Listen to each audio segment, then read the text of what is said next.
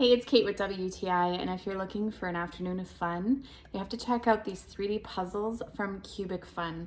This particular one is Queen Anne's Revenge. It is one of the most notorious pirate ships in history. This comes with a whole bunch of sheets of foam board, which I know what you're thinking, it sounds flimsy, but let me tell you, when it comes together, it is incredibly solid. It comes with an instruction manual. It opens with a little bit of a history of this pirate ship, which is really cool. But then you just follow through step by step and begin assembling.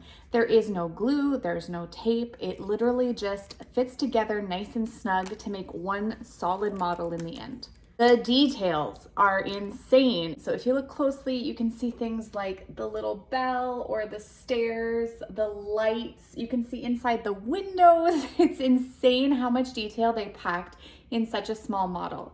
Now, when I say small, that's relative because this thing is actually really large. It's over 2 feet wide and over 2 feet tall. So it's a really nice, large scale model.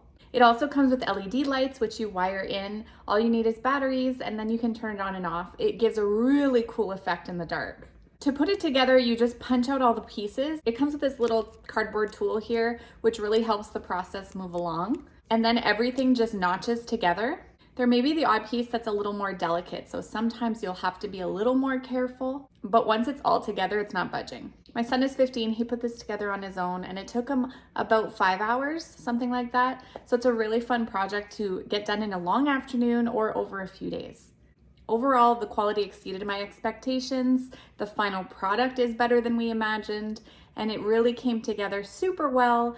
I think that any of their models will be fantastic. This one, obviously, we recommend, but I think they have a massive lineup, so anything that is interesting to you, I'm sure you'll find it with them, and that's my point of view.